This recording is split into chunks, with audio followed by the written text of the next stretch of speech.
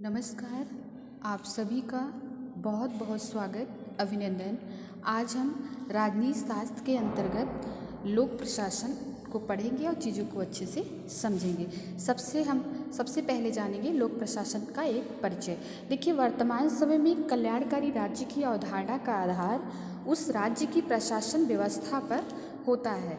प्राचीन काल में जब केवल निषेधात्मक कार्य जैसे न्याय प्रदान करना, शक्ति एवं व्यवस्था बनाने की व्यवस्था, संपत्ति की रक्षा तथा अपराध रोकने हेतु अपराधियों को दंडित करना आदि किया जाता था, वही 20वीं शताब्दी में बदलती हुई परिस्थितियों के साथ साथ राज्य की शासन व्यवस्था में भी परिवर्तन हुए, जिसमें राज्य की निषेधात्मक शासन व्यवस्था का स्थान कल्याणकारी राज्य की सकारात्मक व्यवस्था ने ले लिया।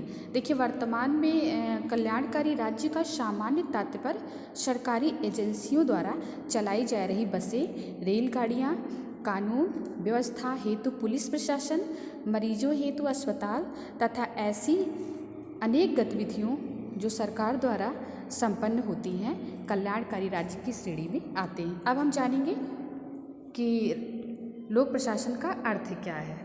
देखिए, लोक प्रशासन दो शब्दों से मिलकर बना है। लोक प्लस प्रशासन, अंग्रेजी में यह पब्लिक एडमिनिस्ट्रेशन से मिलकर बना है। लोक प्रशासन को स्पष्ट करने के लिए दोनों शब्दों का निषेधात्मक एवं विवेचन करना आवश्यक है।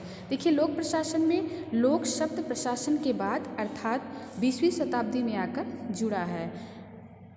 इससे पूर्व यह केवल प्रशासन ही था, जिसका प्रयोग जैसा कि पूर्व में कहा जा चुका है कि राज्य की प्रशासन व्यवस्था को संचालित करने में प्रयोग होता था। प्रशासन से तात्पर्य प्रबंध करना या उत्कृष्ट रीति से लोगों को शामिल अथवा अनुशासित करना है। देखिए, प्रशासन शब्द अंग्रेजी में एडमिनिस्ट्रेशन से बना है, जो लैटिन भाषा के एडमिनिस्ट्रेशन से निकला है। यह दो शब्दों एड मिनिस्टर का संयोग है, जिसका अर्थ है व्यवस्था करना या व्यक्तियों की देखभाल करना। अब हम जानेंगे कि लोक प्रशासन की परिभाषा क्या है। देखिए, लोक प्रशासन में सबसे प्रमुख अगर परिभाषा किसी का है तो किसका है? लूथर गुलिक के मतानुसार। देखिए, लूथर गुलिक जी ने कहा है कि प्रशासन का संबंध उन वस्तुओं के करवाने से है जिनके द्वारा पूर्व निर्धारित लक्ष्य की प्राप्ति हो सके। वहीं पे जो है विलोवी जी ने कहा है कि एक उद्देश्य की प्राप्ति हेतु मानव एक तत्वों की प्रयोग तथा संगठन का नाम ही प्रशासन है। अब हम जानेंगे प्रशासन से संबंधित निर्धारित तथ्य। देखिए, प्रशासन से संबंधित कुछ निर्धारित तथ्य हैं, जिसमें सबसे पहले प्रशासन लक्ष्य प्राप्ति का साधन है।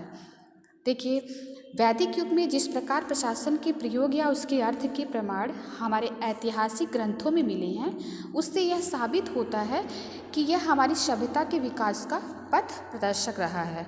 मनुष्य की उत्पत्ति के प्रारंभिक काल में जब सामूहिक जीवन का अभाव था, उस समय व्यक्ति एकाकी रहकर ही अपनी क्रियाओं में संलग्न रहता था। अब हम जानेंगे दूसरा, प्रशासन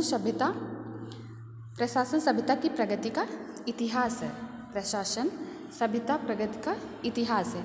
देखिए, इसमें कहा गया है कि पूर्व में बताया जा चुका है कि प्रशासन लोगों के एक ऐसे अभिप्राय से संबंध रखता है जिसका किसी व्यक्ति विशेष से प्रति लगाव न होकर समूचे वर्ग हित के लिए कार्य करना है।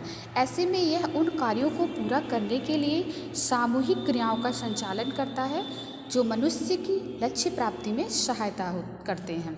अब हम जानेंगे कल्याणकारी राज्य की अवधारणा का विकास।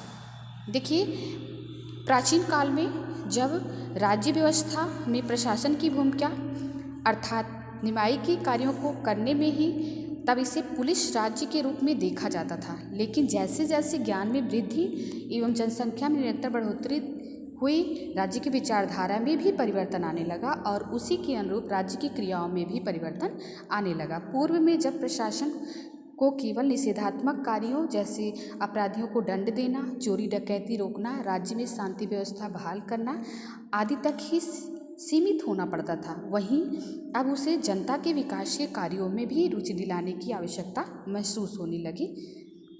आज के दिन बस इतना ही। धन्यवाद।